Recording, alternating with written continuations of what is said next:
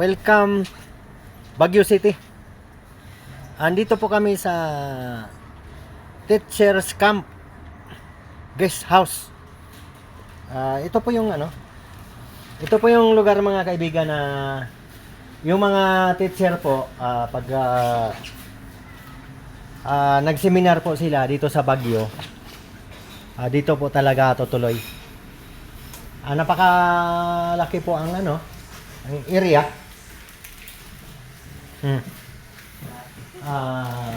Kompleto, wifi. Itong kinuha namin, ilang kwarto ito? 1, 2, 3. Isa pa. Meron pa isang kwarto dito. 4, 4 na kwarto. Kasi meron po kasi kaming okasyon bukas, ikakasal ng aking anak dito. Ito kompleto, may kusina. At mayroon pong grahe kung may dala po kayong sasakyan, kompleto po dito. Ayan. Sana makapagbigay din ako ng kaalaman sa inyo kung kayo po ay may okasyon. Dito po kayo pumunta sa Teachers Camp.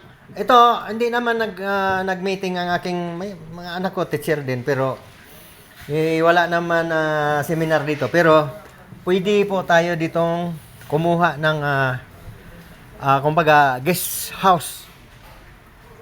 Marami pong unit. Ayan, maraming unit yan. Hindi ko lang po alam kung ilang unit. Basta ito,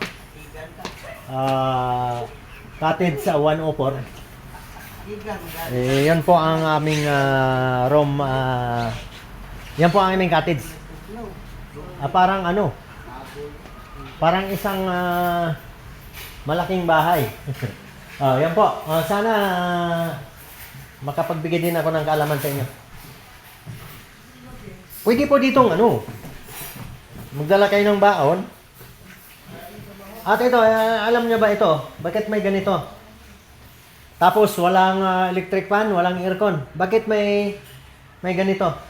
Siyempre, Baguio po ito.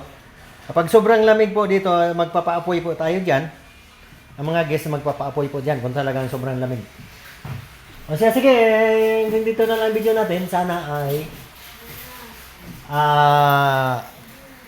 lagi niyong subaybayan ang channel ni Jeremias Combes, YouTube, profile, and page.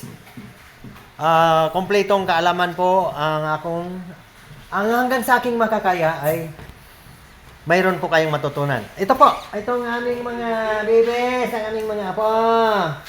Ayan si Grandma. Ayan si bebes kasi. Maraming salamat.